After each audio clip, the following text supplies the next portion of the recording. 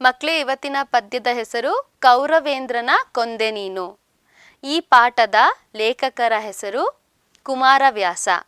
ಇವರು ಕ್ರಿಸ್ತಶಕ 1430 ಗದಗಿನ ಕೋಳಿವಾಡದವರು. ಇವರ ನಿಜವಾದ ಹೆಸರು ಗದುಗಿನ ನಾರಾಯಣಪ್ಪ. ಹಾಗಾದ್ರೆ ಯಾಕೆ ಇವರಿಗೆ ಕುಮಾರವ್ಯಾಸ ಅಂತ ಹೇಳಿ ಹೆಸರು ಬಂತು ಅಂತ ಈಗ ತಿಳ್ಕೊಳ್ಳೋಣ. ವ್ಯಾಸ ಮಹರ್ಷಿಯ ಮಹಾಭಾರತವನ್ನ 18 ಪರ್ವಗಳಾಗಿ ಬರೆದಿರ್ತಾರೆ. ಅದನ್ನ ಕುಮಾರವ್ಯಾಸರು 10 ಪರ್ವಗಳನ್ನ ಕನ್ನಡಕ್ಕೆ ಅನುವಾದ ಮಾಡಿರ್ತಾರೆ. ಹಾಗಾಗಿ ಅವರಿಗೆ ಕುಮಾರವ್ಯಾಸ ಅಂತ ಹೇಳಿ ಹೆಸರು ಬಂದಿರತ್ತೆ.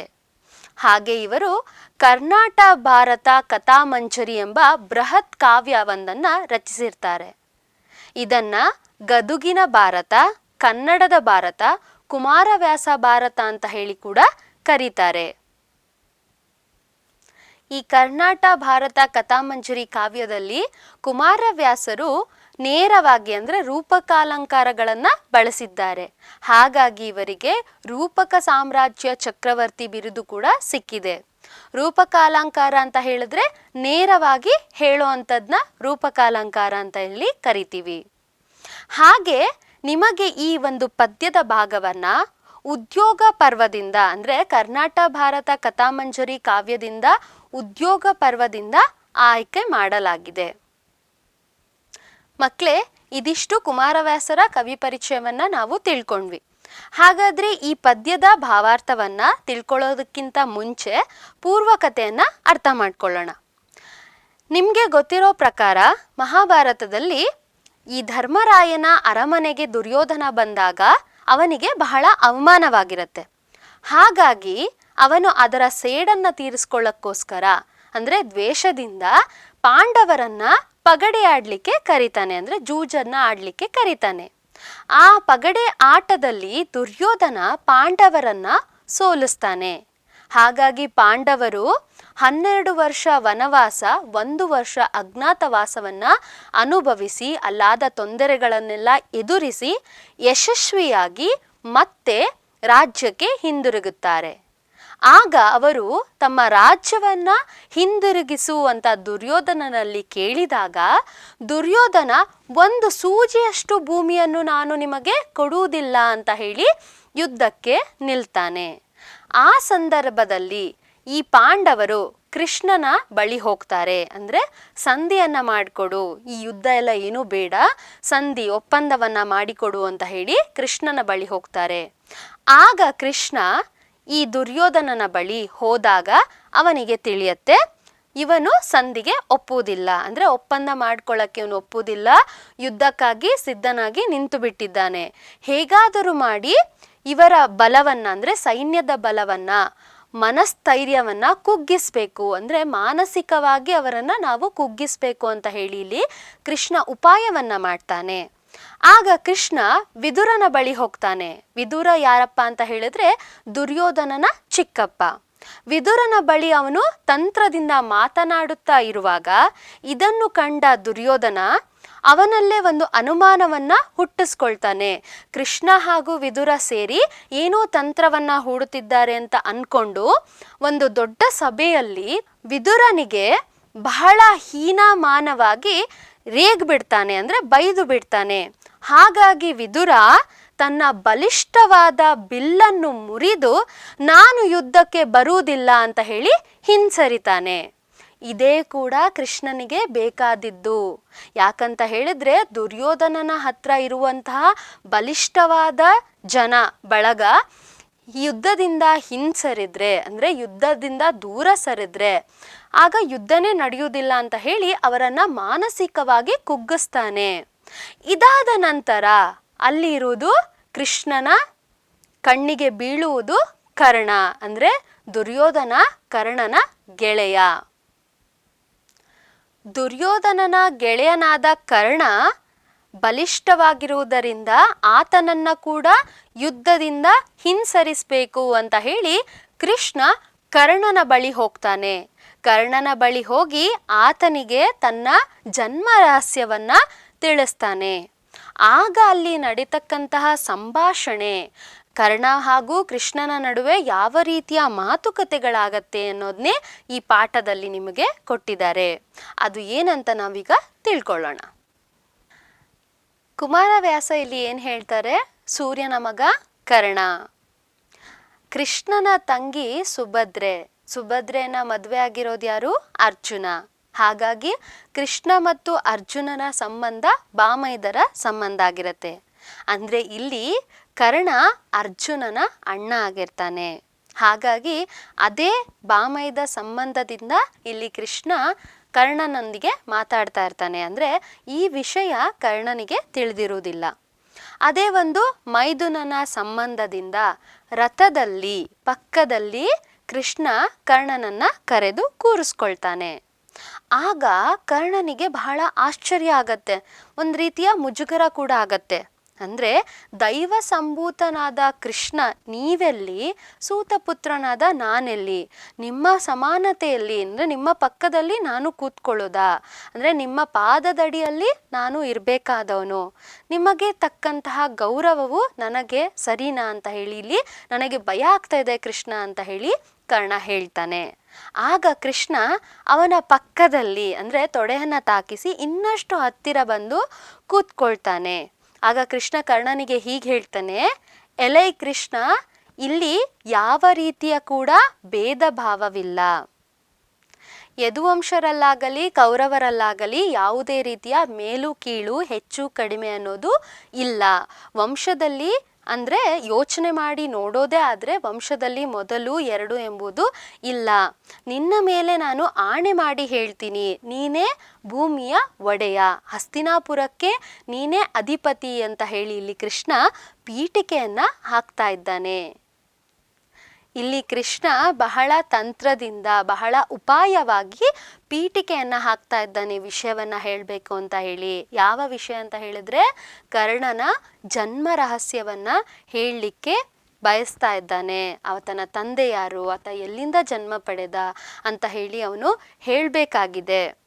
ಈ ರೀತಿಯಲ್ಲಿ ಕೃಷ್ಣ ಕರ್ಣನಿಗೆ ಒಂದು ಮಾತನ್ನ ಹೇಳ್ತಾನೆ, ಹಿಂದೆ ನಿನಗೆ ಗೊತ್ತಿಲ್ಲದೆ ಒಂದು ಘಟನೆ ನಡೆದಿದೆ, ಅದು ಯಾವುದು ನಿನ್ನ ಅರಿವಿಗೆ ಇಲ್ಲ, ಅದು ನಿನಗೆ ನಾನು ಹೇಳ್ತೀನಿ ಈಗ ಅಂತ ಹೇಳಿ ಕರ್ಣನ ಮನಸ್ಸಿನಲ್ಲಿ ಒಂದು ಭಯವನ್ನ ಉಂಟು ಮಾಡಿ ಗೊಂದಲವನ್ನ ಉಂಟು ಮಾಡಿ ಕರ್ಣ ಯೋಚನೆ ಮಾಡುವ ರೀತಿಯಲ್ಲಿ ಕೃಷ್ಣ ಮಾಡ್ತಾನೆ. ಇಲ್ಲಿ ಕೃಷ್ಣನ ಉದ್ದೇಶ ಏನಾಗಿರತ್ತಪ್ಪ ಅಂತ ಹೇಳಿದ್ರೆ ಕರ್ಣನನ್ನ ದುರ್ಯೋಧನನಿಂದ ದೂರ ಮಾಡಬೇಕು, ಪಾಂಡವರ ಬಳಿ ಸೇರಿಸ್ಬೇಕು ಅಂತ ಹೇಳಿ. ಹಾಗಾಗಿ ಅವನು ಕರ್ಣನ ಜನ್ಮ ರಹಸ್ಯವನ್ನ ಅವನಿಗೆ ಹೇಳ್ತಾನೆ. ಕುಂತಿ ತರುಣಿ ಆಕೆ ಬಹಳ ಚಿಕ್ಕವಳಾಗಿದ್ದಾಗ ದುರ್ವಾಸ ಮುನಿಗಳಿಂದ 5 ಮಂತ್ರವನ್ನ ಪಡೆದಿರ್ತಾಳೆ. ದುರ್ವಾಸ ಮುನಿಗಳ ಸೇವೆಯನ್ನ ಮಾಡಿ ಅವರ ಮೆಚ್ಚುಗೆಯನ್ನ ಪಡೆದು 5 ಮಂತ್ರಗಳನ್ನ ಅವಳು ಪಡೆದಿರ್ತಾಳೆ. ಅವರು ಹೇಳಿರ್ತಾರೆ, ಭವಿಷ್ಯದಲ್ಲಿ ನೀನು ಈ ಮಂತ್ರಗಳನ್ನ ಹೇಳಿದ್ರೆ ನಿನಗೆ ಈ ಮಂತ್ರದಿಂದ ಮಗುವಾಗತ್ತೆ ಅಂತ ಹೇಳಿ ಹೋಗಿರ್ತಾರೆ. ಅದನ್ನ ಪರೀಕ್ಷೆ ಮಾಡಲು ಕುಂತಿ ಆ ಮಂತ್ರವನ್ನ ಸೂರ್ಯನ ಮೇಲೆ ಪ್ರಯೋಗ ಮಾಡ್ತಾಳೆ. ಆಗ ಹುಟ್ಟುವ ಮಗುವೆ ಕರ್ಣ. ನಂತರ ಅವಳು ಗಾಳಿಯ ಮೇಲೆ ಪ್ರಯೋಗ ಮಾಡ್ತಾಳೆ. ಆಗ ಹುಟ್ಟುವ ಮಗುವೆ ವೀರ ಕಲಿ ಭೀಮ.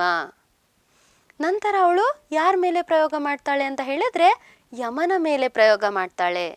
ಆಗ ಹುಟ್ಟುವ ಮಗುವೆ ಯುಧಿಷ್ಠಿರ. ನಂತರ ಫಾಲ್ಗುಣ ಮಾಸದಲ್ಲಿ ಅವಳು ಪ್ರಯೋಗ ಮಾಡಿದಾಗ ಹುಟ್ಟುವ ಮಗುವೆ ಅರ್ಜುನ. ನಂತರ ಕುಂತಿ ಮಾದ್ರಿಗೆ ಮಂತ್ರವನ್ನ ಹೇಳ್ಕೊಡ್ತಾಳೆ.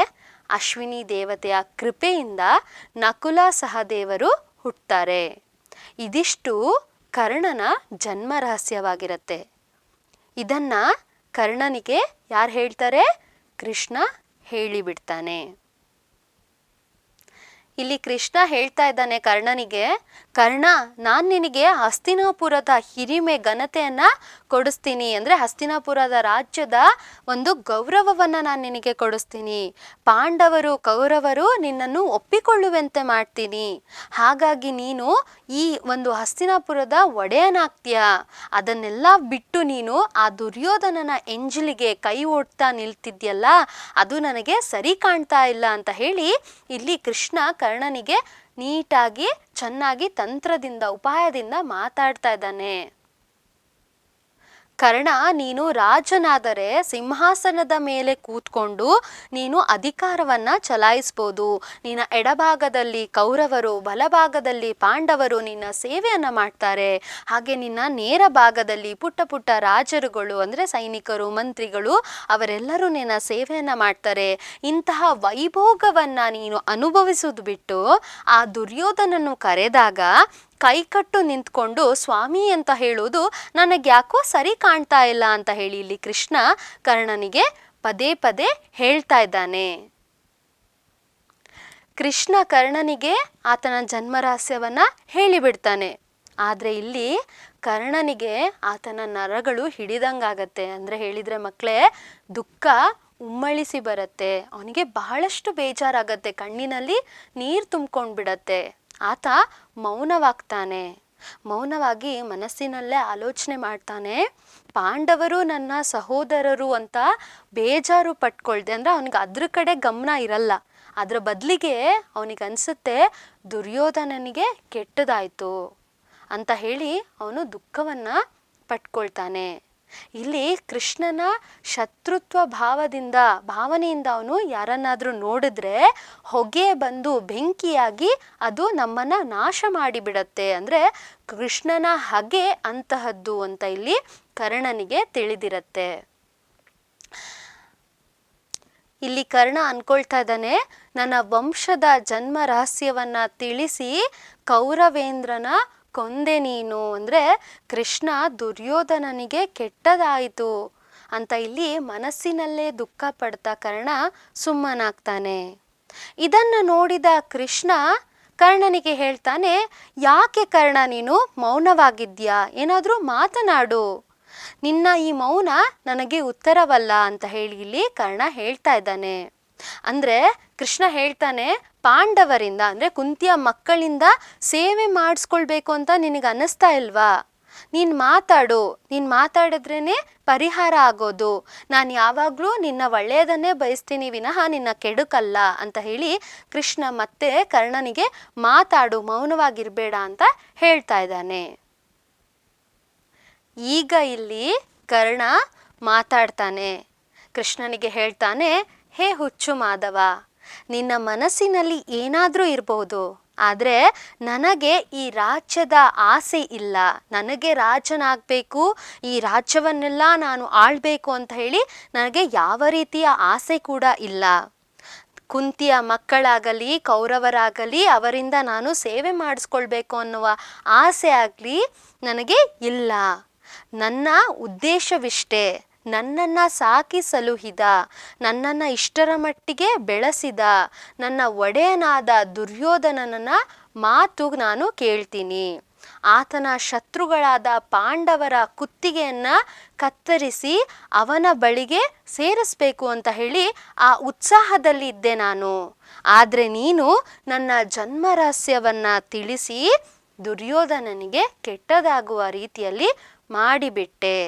ನನಗೆ ಯಾರ ಪರವಾಗಿ ಇರಬೇಕು ಅಂತ ಹೇಳಿ ಈಗ ಗೊಂದಲ ಶುರುವಾಗಿದೆ.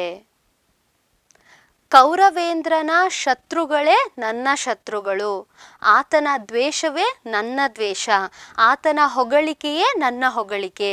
ಈ ರೀತಿಯಲ್ಲೇ ನಾನು ಬೆಳೆದಿದ್ದೇನೆ. ಏ ಕೃಷ್ಣ, ನೀನು ಕೇಳು, ನಾಳೆ ನಡೆಯುವ ಯುದ್ಧದಲ್ಲಿ ನನ್ನ ಪರಾಕ್ರಮವನ್ನ ಪಾಂಡವರ ಮೇಲೆ ನಾನು ತೋರಿಸ್ತೀನಿ, ಅದನ್ನ ನೀನು ಕೂಡ ನೋಡ್ತೀಯ ಅಂತ ಹೇಳಿ ಇಲ್ಲಿ ಕರ್ಣ ಕೃಷ್ಣನಿಗೆ ಹೇಳ್ಬಿಡ್ತಾನೆ.